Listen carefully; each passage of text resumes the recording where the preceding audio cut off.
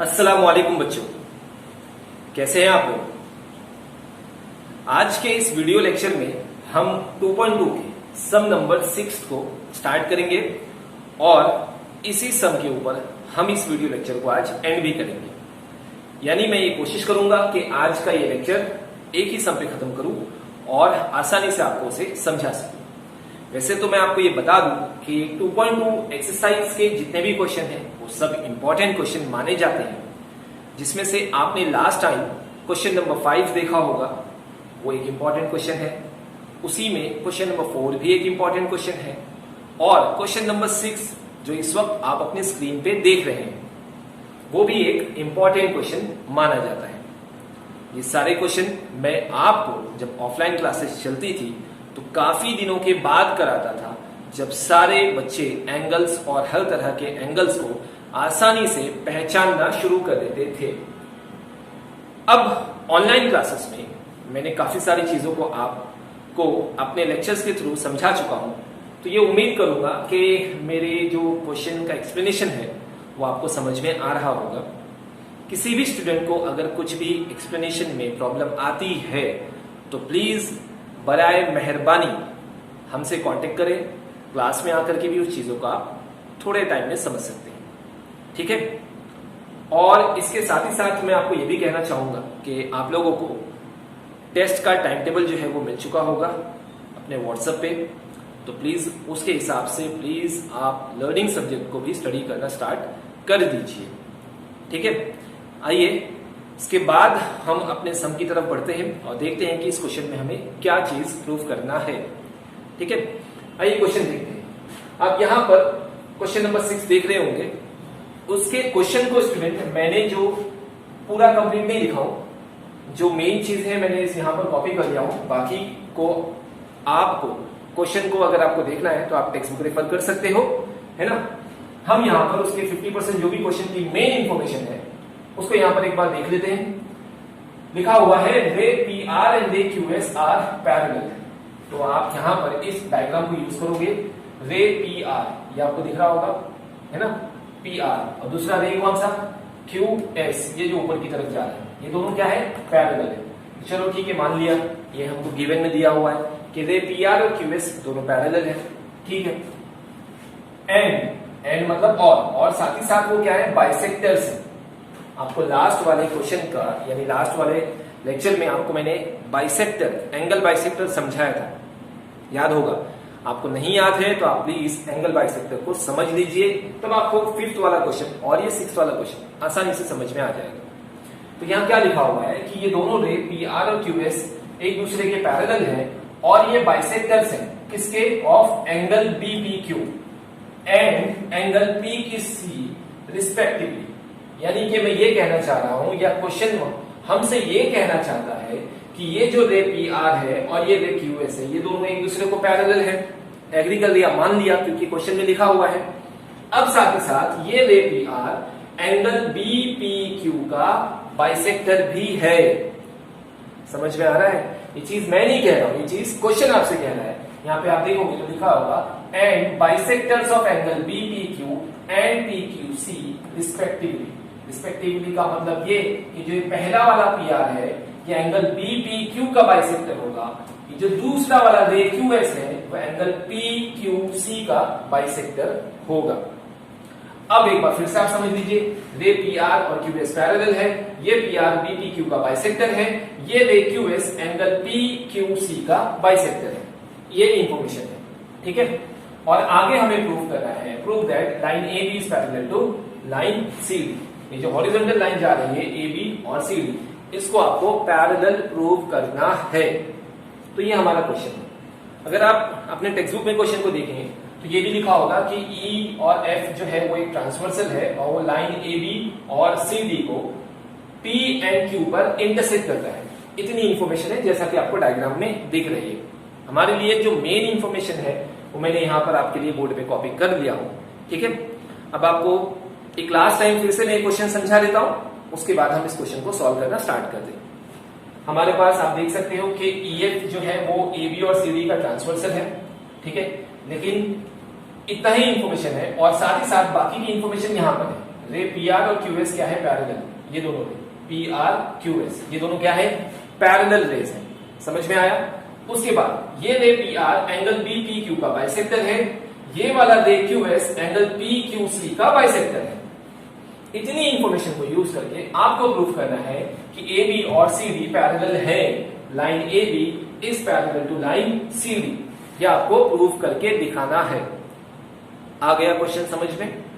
अब आइए क्वेश्चन को सॉल्व करना स्टार्ट करते हैं।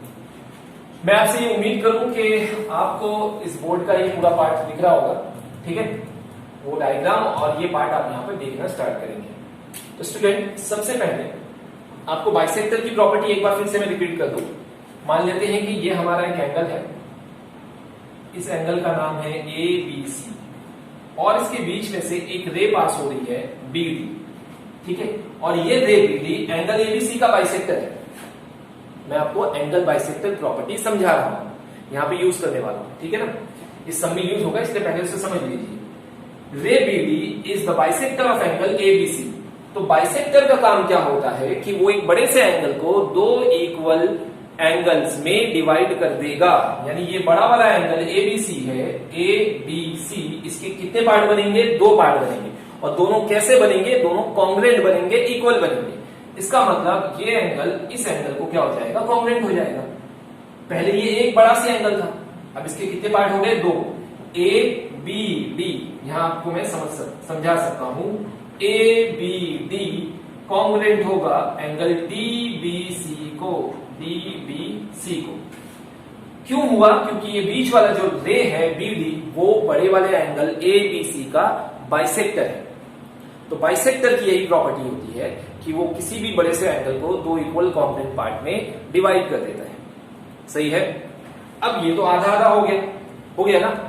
मैं इसको ऐसे भी लिख सकता हूं, ध्यान से देखना, मैं इस चीज को ऐसे भी लिख सकता हूं। एक तो मैं दोनों को इक्वल बना सकता हूं, कॉन्ग्रुएंट बना सकता हूं, और मैं ऐसे भी कह सकता हूं। इस प्रॉपर्टी को मैं दूसरे तरीके से कुछ इस तरह यूज करूंगा, ए बी डी, कौन सा angle, A B D is equal to half of angle A B C, angle A B C. अब देखो जरा इस नीचे वाली लाइन को देखो, कुछ तो डिफरेंस दिख रहा होगा आपको, सही ना? मैंने ऐसा क्यों लिखा? लिखने के कई तरीके होते हैं, मैं आपको ये समझाना चाहता हूं। अब देखो इसका मतलब क्या हुआ, ए बी डी ये वाला एंगल, ऊपर वाला एंगल, ये क्या है, इज इक्वल टू किसको, इज इक्वल टू हाफ, किसका हाफ, एबीसी का हाफ। तो एबीसी कहां है, ए बी सी, ये बड़ा वाला एंगल, इसका हाफ कौन है, ए बी डी है। तो क्या मैंने गलत लिखा? समझ में आ रहा है ना उसे कैसे यूज किया हो? तो क्वेश्चन के हिसाब से हम उसे अपने तरीके से लिख सकते हैं, हम ऐसा भी लिख सकते हैं और ऐसा भी लिख सकते हैं। एक बार फिर से देखिए, A B D is half of A B C. क्या गलत लिखा है? नहीं, बिल्कुल सही है। ए बी डी क्या है, हाफ है, किसका हाफ है, ए बी सी का। वही चीज को मैंने यहां लिखा हूं। और ये हाफ क्यों हुआ? क्योंकि बीच वाला रे बी डी क्या है, बाइसेक्टर है। तो इस क्वेश्चन में हम ऐसे वाले स्टेटमेंट को यूज करेंगे। तो उम्मीद करूं मैं आपको ये पार्ट समझ में आया, ठीक है ना? एक बार फिर से देख लीजिए कि जब कोई रे किसी एंगल का बाइसेक्टर होता है तो वो एंगल को दो इक्वल पार्ट में डिवाइड करता है, जिसको हम इस तरीके से लिख सकते हैं, दोनों पार्ट को बीच में कॉन्ग्रुएंट या इक्वल दिखा करके। लेकिन स्टूडेंट, अब मैं उसको दूसरे तरीके से भी लिख सकता हूं, और नीचे वाला तरीका कैसे, ए बी डी हाफ है ना, है ना आधा। तो आप बोलोगे सर किसका आधा है? तो आप बोलोगे सर वो पूरा वाला जो एंगल है ना उसका आधा है। तो पूरा वाला कौन, ए बी सी, उसका क्या है, आधा। तो देखो मैंने कैसे लिखा हूं, A B D is half of angle A B C. क्या स्टेटमेंट सही है? मैथमेटिकल एक्सप्रेशन कहते हैं इसे। अब इस एक्सप्रेशन को हम अपने इस वाले सम में सॉल्व करेंगे। आ रही है बात समझ में? तो अब उम्मीद करता हूं कि ये पार्ट भी आपको समझ में आ गया होगा। इसे हम एंगल बाइसेक्टर प्रॉपर्टी कहते हैं, इसको हम यहां पर यूज करेंगे। अब इस प्रॉपर्टी को अगर आप समझ चुके हो तो इसे मैं रफ कर देता हूं और हम अपने सॉल्यूशन को स्टार्ट करते हैं। देखिए सबसे पहले आपको प्रूव करना है A B is parallel to C D. तो ये प्रूफ वाला क्वेश्चन है, तो हम सॉल्यूशन नहीं लिखेंगे बल्कि क्या लिखेंगे, प्रूफ लिखेंगे। तो यहां पर आप नीचे से प्रूफ करना स्टार्ट करोगे, ठीक है? इस क्वेश्चन में मैं सबसे पहला एंगल बाइसेक्टर की प्रॉपर्टी यूज करूंगा। क्या यूज करूंगा, ध्यान से सुनिए। क्या यूज करूंगा? एंगल बाइसेक्टर की प्रॉपर्टी। पी आर क्या है? बाइसेक्टर है ना किसका? एंगल बीपीक्यू का। तो इस चीज को पहले मैं यहां लिख लेता हूं। देखो यहां लिखा हुआ है रे P are bisector of angle BPQ, ठीक है ना। तो उस चीज को मैं यहां पहले लिखता हूं, सिंस रे,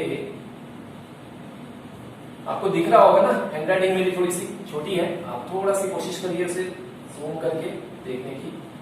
रे P R is the bisector of angle BPQ. देखा आपको, since ray P R is the bisector of angle BPQ. अब उस चीज को यहां समझने की कोशिश करते हैं, है ना। जो पार्ट बना हुआ है उसे हम अगर उसी तरीके से बना ले तो हम ऐसे उसे कुछ बना सकते हैं। आइए उसे मैं जूम करके यहां पर दिखा दूं कि कैसे उसे यूज करना है आपको, ठीक है। अब आप देखो जरा ध्यान से, वो कुछ हिस्सा कुछ ऐसे बना हुआ दिख रहा होगा आपको, यहां पर बी, यहां पी और यहां नीचे की तरफ क्यू। तो ये हो गया एंगल बी पी क्यू, एक बड़ा सी एंगल। इसके बीच में से एक रे जा रहा है पी आर, जो इस बड़े वाले एंगल का क्या है? बाइसेक्टर है। ये मैं नहीं कह रहा हूं, ये क्वेश्चन आपसे कह रहा है। रे P R is the bisector of angle BPQ. अब अगर ये बाइसेक्टर है तो इस बड़े वाले एंगल के कितने पार्ट हुए होंगे? दो, दोनों आधे आधे हो गए होंगे ना। तो उसमें से एक आधा कौन सा हुआ होगा? एक हुआ होगा बी पी आर, ये ऊपर वाला, और एक आधा हुआ होगा ये नीचे वाला। क्या नाम है इसका? Are P Q. दिखा आप लोगों को? तो यहां पर मैं ये नीचे वाला जो एंगल है ना वो यूज करूंगा। ये दोनों आधे आधे हो गए, तो क्या मैं ऐसा बोल सकता हूं, ध्यान से सुनना मेरी बात को, angle R P Q is half of angle B P Q. सुने, फिर से सुनो, एंगल आर पी क्यू, ये वाला एंगल यहां से आर पी क्यू, ये जो हाफ एंगल किसका हाफ होगा बताओ जरा? पूरे वाले का हाफ होगा ना, बड़े वाले का हाफ। तो बड़ा वाला कौन है? B P Q. तो क्या मैं ऐसे बोलूं, angle R P Q is half of angle B P Q? सही है ना। किस वजह से? क्योंकि ये उसका बाइसेक्टर है। तो इस प्रॉपर्टी को यहां पे यूज करूंगा। अब कैसे लिखेंगे आप जरा ध्यान से देखिए। इसके नीचे आप डालोगे देयरफॉर, कौन सा angle? R P Q. Angle R P Q is half of angle B P Q. B P Q, ये रहा आपका पहला स्टेप। क्या ये दोनों समझ में आया आपको? पक्का ना? कैसे लिखा हूं इन दोनों को समझ में आया? R P Q is half of B P Q. किस वजह से? क्योंकि यहां रीजन दिया हूं, पी आर उस बड़े वाले एंगल का बाइसेक्टर है। अब इस इक्वेशन को हम दे देते हैं इक्वेशन नंबर 1। अब आप बोलोगे सर ये कैसे आया? कि यहां रीजन दे चुका हूं, ऊपर ही है, आगे लिखने की जरूरत नहीं है। तो ये हमारा पहले स्टेप का पहला पार्ट। अब जैसा हमने यहां यूज किया है रे पी आर को, उसी तरीके से नीचे की तरफ देखोगे तो रे क्यूएस भी एक बाइसेक्टर है, लिखा होगा यहां पर Q S is the bisector of angle P Q C. तो आइए उसको भी समझते हैं, जैसा यहां किए थे ना, उसको जूम करके एक और पार्ट हम देखते हैं कि कैसा सॉल्व करेंगे। तो कौन सा एंगल बना हुआ है वो कुछ ऐसा दिखेगा, इधर P है, यहाँ Q है और यहाँ C है। तो एंगल PQC ये पूरा दिख रहा है आपको, बीच में से उसका एक बाइसेक्टर है QS। तो इस बाइसेक्टर की वजह से एंगल PQC के कितने पार्ट बनेंगे स्टूडेंट? कितने बनेंगे बोलो? दो कॉन्ग्रुएंट पार्ट बनेंगे। सर एक ये बनेगा ऊपर वाला और एक ये नीचे वाला, दोनों इक्वल होंगे और दोनों आधे आधे होंगे, है ना। अगर मान लो कि इसकी पूरी डिग्री कितनी है 100, तो ये कितने का हो जाएगा 50 और ये कितने का हो जाएगा 50 हो जाता है ना ऐसा बाइसेक्टर की वजह से।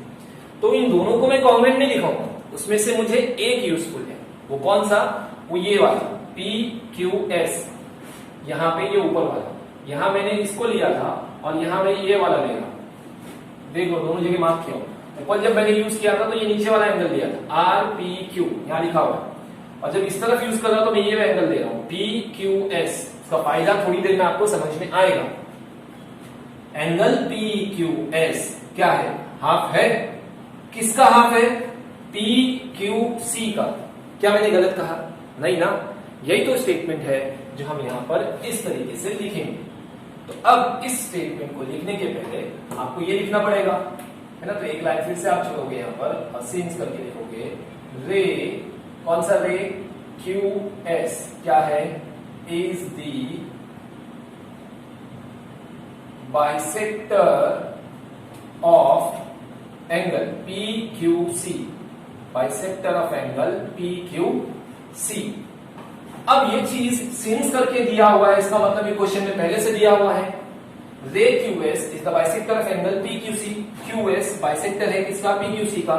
तो पी क्यू सी के कितने पार्ट बनेंगे, दो पार्ट बनेंगे। दोनों कैसे बनेंगे, आधे आधे बनेंगे। तो हमारा जो आधा है वो है पी क्यू एस। तो मैं क्या लिखूंगा इसके नीचे, therefore angle P Q S क्या होगा, बोलो, P Q S is half of, आधा है, किसका आधा है, बड़े वाले एंगल का आधा है। बड़े वाले का नाम बोलो, पी क्यू सी। तो यहां लिखूंगा एंगल पी क्यू सी, और ये आपका होगा इक्वेशन नंबर 2। और ये इक्वेशन नंबर 2 के साथ आपका पहला वाला जो स्टेप है इस क्वेश्चन का वो पूरा हो गया। एंगल बाइसेक्टर की प्रॉपर्टी को हमने यूज कर लिया। अब अगर इसमें आपको थोड़ा नहीं समझ में आ रहा है या थोड़ा आप रिविजन चाहते हो तो आप मेरे वीडियो को थोड़ा सी पीछे जाओ, वापस से देखो, वही स्टेटमेंट आप सुनोगे, आपको आसानी से समझ में आ जाएगा। ठीक है, तो स्टूडेंट पहले वाले स्टेप के बाद अब हम स्टार्ट करते हैं अपना स्टेप नंबर 2, और वो होगा आपका अल्टरनेट एंगल का। सुन रहे हो ना, पहला वाला स्टेप आपका ये रहेगा, एंगल बाइसेक्टर प्रॉपर्टी, जो हमने यहां पर यूज कर लिए है। इसको यूज करने के बाद आप इस क्वेश्चन में जब प्रूव करोगे तो आपका स्टेप नंबर 2 होगा अल्टरनेट एंगल। अब आप बोलोगे सर वो कहां से यूज करोगे, तो जरा आप अपने डायग्राम को देखो। अगर आप ये वाला पार्ट देख रहे हो आर पी क्यू एस, तो आपको कुछ ऐसा जिगजैग बनता हुआ दिखाई दे रहा होगा। मैं उसे यहां बना सकता हूं, कुछ इस तरह से दिख रहा है, जिसमें से पी आर और क्यू एस ये दोनों पैरेलल हैं। रे पी आर एंड रे Q S R parallel, question में दिया हुआ है, ध्यान से देखो। रे पी आर और क्यू एस ये दोनों पैरेलल लाइन है, और ये उनका क्या लग रहा है, ट्रांसवर्सल लग रहा है। कौन, पी क्यू।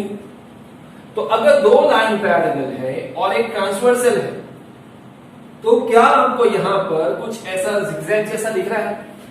अब मैं आपसे पूछना चाहूंगा कि ये कौन से टाइप का एंगल फॉर्म कर रहा है, बोलो तो जरा जोर से। हाँ बिल्कुल, कौन से टाइप का एंगल है, ये अल्टरनेट एंगल है। तो यहां पर जो एंगल बनेगा alternate angle R P Q, वो कॉन्ग्रुएंट होगा पी क्यू एस को।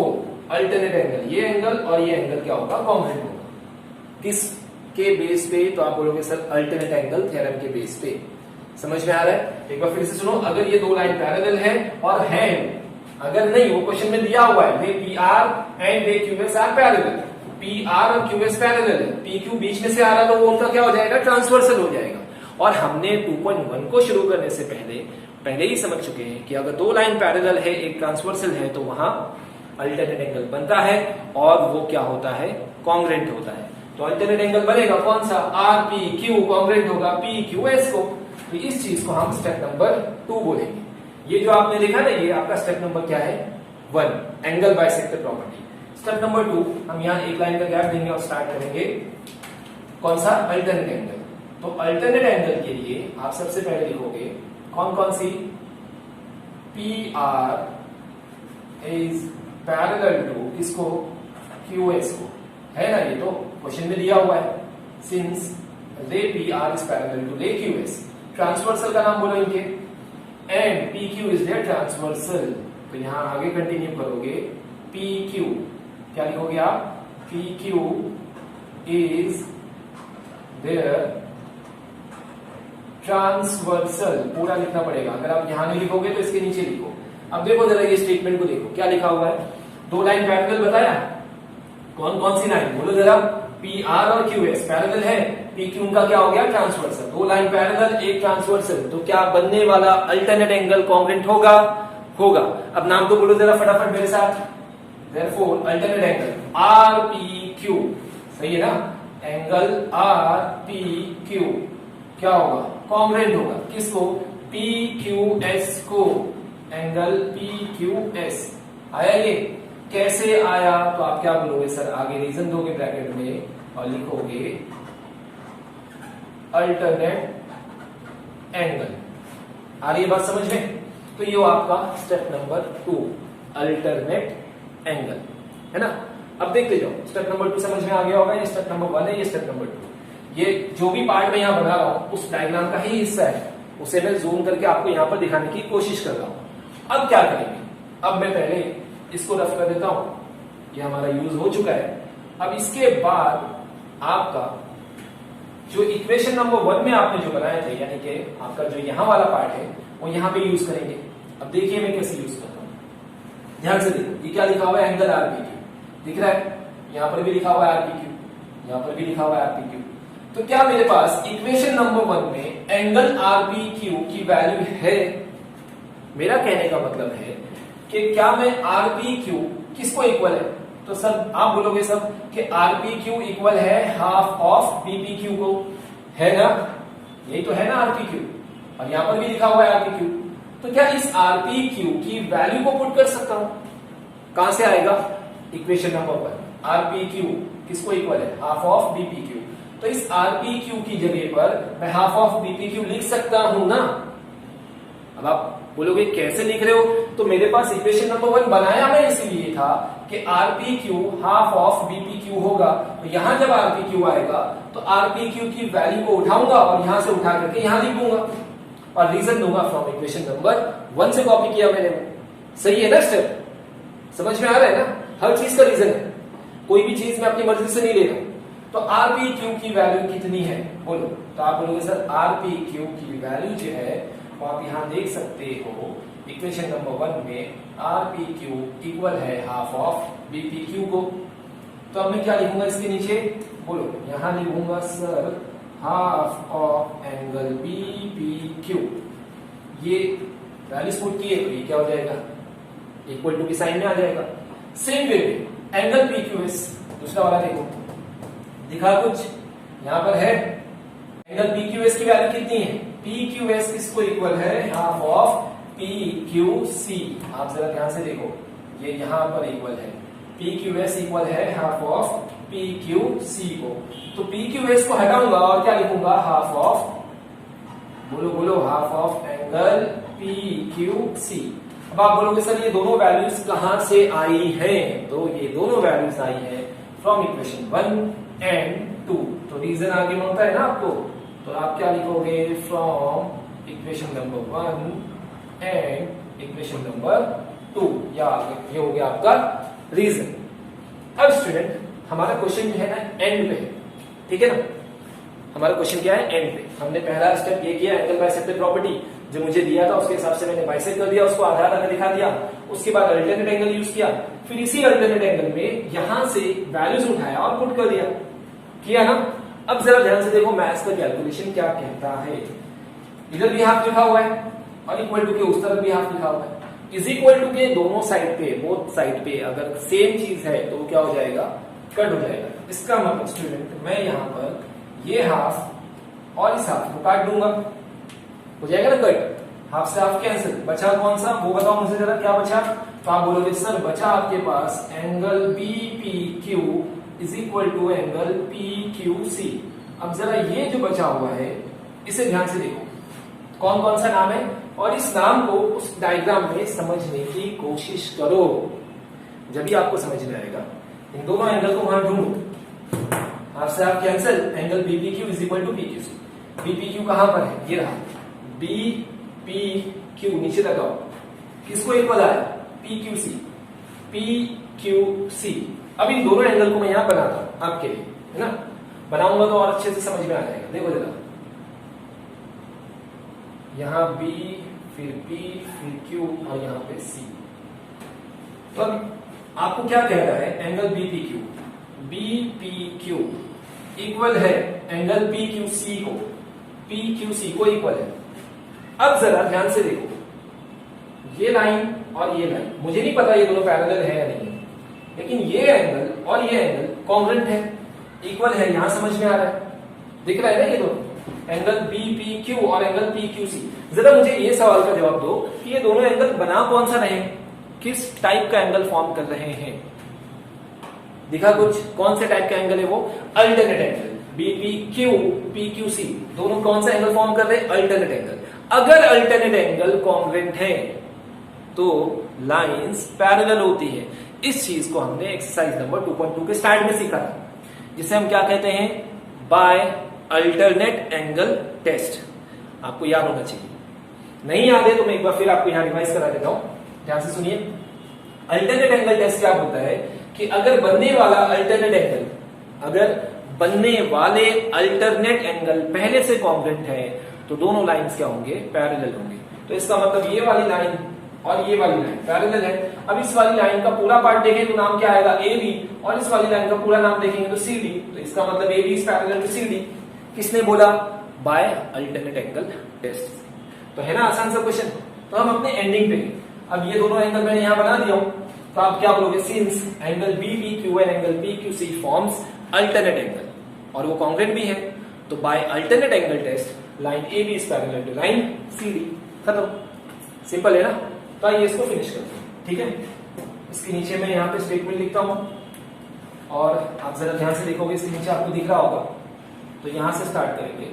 Since angle BPQ and angle ये कौन सा? PQC, दोनों नाम लिखो। क्या फॉर्म कर रहे हैं? Forms alternate angle. एक बार फिर से सुन लो, नहीं दिख रहा है तो मैं पढ़ के सुनाता हूं। Since angle BPQ and angle PQC, ये जो दोनों बनाया हो और ये दो क्या है? वो अल्टरनेट एंगल फॉर्म कर रहे हैं। साथ ही साथ अल्टरनेट एंगल तो फॉर्म हो रहा है। टेस्ट क्या कहता है अपना कि अगर बनने वाले अल्टरनेट एंगल कॉन्ग्रुएंट है या इक्वल है तो लाइंस क्या होती है? पैरेलल। तो क्या दोनों इक्वल है ना? ऊपर वाली लाइन में यहां दिख रहा है ना इक्वल। तो since BPQ and PQC forms alternate angle और वो दोनों कॉन्ग्रुएंट भी है, देयरफॉर क्या यूज करूंगा? बोलो बोलो, नाम बोलो। बाय, हाँ कौन सा? Alternate angle test. कौन कौन सी लाइन पैरेलल होगी? ये ऊपर वाली लाइन। अब ऊपर वाली लाइन का पूरा नाम क्या आएगा? AB, और नीचे वाली लाइन का पूरा नाम CD। By alternate angle test AB is parallel to CD, और ये रहा आपका आंसर। समझ में आया? जो प्रूव करना था वो आ चुका है। किससे आया? अल्टरनेट एंगल टेस्ट से। तो स्टूडेंट, इस क्वेश्चन को मैं आपको याद करने के लिए स्टेप बताता हूं। सबसे पहला स्टेप हमने क्या यूज किए थे? बोलो, और उनको मैं यहां पे लिख भी देता हूं आपके लिए, है ना।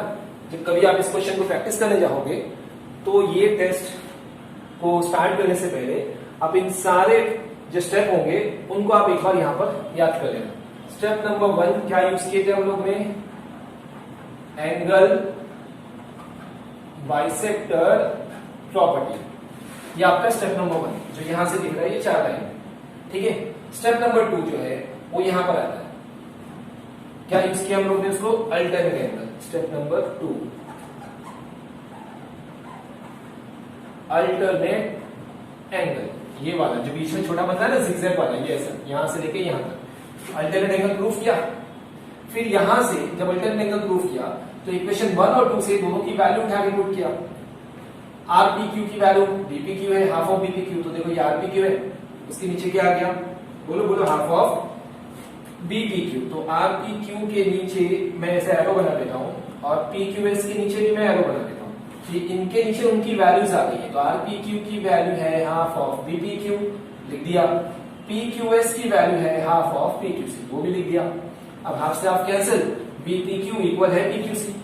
अब जब मैं देखता हूं कि BPQ और PQC कौन सा एंगल फॉर्म कर रहे हैं, नीचे लिखा हूं, दोनों अल्टरनेट एंगल फॉर्म कर रहे हैं। और अगर अल्टरनेट एंगल पहले से इक्वल है तो लाइंस क्या होते हैं? पैरेलल होते हैं। कौन बोलता है? By alternate angle test line AB is parallel to line CD। तो ये सेकेंड स्टेप जो है यहां तक है, उसके बाद वैल्यूज पुट किए, और तीसरे वाले स्टेप में आप क्या यूज करोगे? अल्टरनेट एंगल का टेस्ट यूज करोगे। ये दोनों में फर्क है। अल्टरनेट एंगल थ्योरम अलग होता है और अल्टरनेट एंगल टेस्ट अलग होता है। टेस्ट हम लाइंस को पैरेलल प्रूव करने के लिए यूज करते हैं और थ्योरम्स को हम एंगल को कॉन्ग्रुएंट बताने के लिए यूज करते हैं। फर्क है दोनों, ठीक है। तो ये रहा आज का हमारा क्वेश्चन नंबर 6, उसका डायग्राम, उसका सोल्यूशन। आप कम से कम एक ही क्वेश्चन करा रहा हूं। हमारा portion almost first and second जो चैप्टर है खत्म हो गया यहाँ पर, है ना। 2 एक्सरसाइज है मेरे ख्याल से चैप्टर नंबर 2 में, दोनों मैंने यहाँ कंप्लीट करा दिया हूँ और चैप्टर नंबर 1 तो काफी पहले हो चुका है। आप प्रैक्टिस करिए, प्रैक्टिस करने के साथ ही साथ काफी अच्छे से प्रैक्टिस करिए, क्योंकि जो कमिंग टेस्ट है ना, कमिंग टेस्ट में आपको ये दोनों चैप्टर तो आपको आएंगे ही आएंगे। और इसके बाद में इंशाल्लाह इस चैप्टर के बाद में स्टार्ट करूंगा चैप्टर नंबर 3। तो आपको टेस्ट में जितना मैं करा सकता हूं या जितना होगा वहां तक आपको टेस्ट की प्रैक्टिस करनी है। एक बार फिर से ध्यान से सुनिए कि मैं आपको जितना भी बोर्ड पे कराऊंगा, चैप्टर नंबर 1 हो चुका है, 2 हो चुका है, 3 वाला स्टार्ट करता हूं अगर मैं कल से, तो चैप्टर नंबर 3 में मैं जहां तक पहुंचूंगा वहां तक के आपको एग्जाम में यानी यहाँ के क्लास के टेस्ट में आएगा। ठीक है, तो आप उसकी प्रैक्टिस करिए और इस वाले क्वेश्चन नंबर 6 की 2 टाइम अच्छे से प्रैक्टिस करिए। याद कर लीजिए उसको प्रैक्टिस करके कि पहला स्टेप क्या है, दूसरा क्या है, तीसरा क्या है। तीनों स्टेप को याद करके फिर आप क्या करेंगे, उसको सॉल्व करेंगे और अच्छे से फोटो लेकर के आप मुझे सेंड करेंगे। ठीक है, तो स्टूडेंट उम्मीद करूं कि आपको क्वेश्चन नंबर 6 जो है आसानी से समझ गया होगा। अब मिलते हैं अपने कल के लेक्चर में। आज का ये लेक्चर यहीं पे मैं एंड करता हूं। अस्सलाम वालेकुम।